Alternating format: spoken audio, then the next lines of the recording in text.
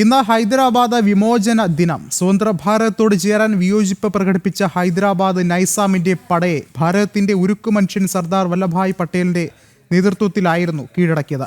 ഇന്ന് ഹൈദരാബാദും തെലങ്കാനയും ഐക്യഭാരതത്തിന്റെ ഭാഗമായി തുടരുന്നത് പട്ടേലിന്റെ പോരാട്ട വീര്യത്തിന്റെ ഫലം കൂടിയാണ്. പ്രവർത്തനത്തിൽ ഐക്യം, സ്വാതന്ത്ര്യത്തിൽ അന്തസ് എന്ന വാചകം മുറുകെ പിടിച്ച് സർദാർ വല്ലഭഭായ് പട്ടേൽ നടത്തിയ ഇടപെടലിന്റെ ഫലമായാണ് ഹൈദരാബാദിന്റെ മോചനം. രാഷ്ട്രം സ്വാതന്ത്ര്യം നേടുന്ന സമയത്ത് ഭാരതത്തിലെ ഏറ്റവും വലിയ നാട്ടുരാജ്യമായിരുന്നു ഹൈദരാബാദ്. 1948 സെപ്റ്റംബർ 17 ഭാരതത്തിന്റെ ആത്മാവിന്റെ ഭാഗമായി ഹൈദരാബാദ് മാറി. അതിനു പിന്നിൽ ത്യാഗത്തിന്റെയും പോരാട്ടത്തിന്റെയും വലിയ കഥയുണ്ട്.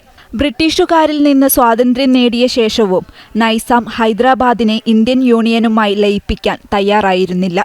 ഹൈദരാബാദിനെ പാകിസ്ഥാനുമായി ലയിപ്പിക്കാനുള്ള ശ്രമങ്ങളായിരുന്നു നൈസാമിന്റെയും പാക് പ്രധാനമന്ത്രി ലിയാഖത്ത് അലിഖാന്റെയും നേതൃത്വത്തിൽ നടന്നത്.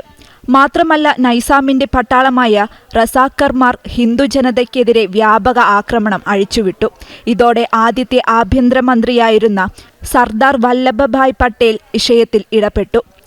ഭാരത സൈന്യം രംഗത്തെത്തിയതോടെ 4 ദിവസം കൊണ്ട് ഹൈദരാബാദിന് നൈസാമിൽ നിന്ന് സ്വാതന്ത്ര്യം ലഭിച്ചു. ഇതൊരു സൈനിക വിജയം മാത്രമായിരുന്നില്ല, മറിച്ച് രാഷ്ട്രീയവും സാംസ്കാരികപരവുമായ ഒരു നാഴികക്കല്ല് കൂടിയായിരുന്നു. നൈസാമിന്റെ കീഴിലുള്ള നൂറ്റാണ്ടുകളായുള്ള ഫ്യൂഡൽ ഭരണം അവസാനിപ്പിക്കുകയും മേഖലയിൽ ജനാധിപത്യ ഭരണത്തിന് വഴിയൊരുക്കുകയും ചെയ്തു. അനിശ്ചിതത്വത്തിന്റെയും സ്വേച്ഛാധിപത്യത്തിന്റെയും അന്ത്യവും സ്വതന്ത്ര ഭാരതത്തിലെ ഒരു പുതിയ അധ്യായത്തിന്റെ തുടക്കവുമായിരുന്നു 1948 സെപ്റ്റംബർ 17. ഹൈദരാബാദിൽ പട്ടേൽ നടത്തിയ നിർണായക ഇടപെടലിൽ നെഹ്റുവിന് താൽപ്പര്യമില്ലായിരുന്നു. പട്ടേലിനെ എക്കാലവും തിരസ്കരിക്കുന്ന കോൺഗ്രസ് ഹൈദരാബാദ് വിമോചന ദിനവും ആചരിക്കാറില്ല. ന്യൂസ് ഡെസ്ക് ജനം.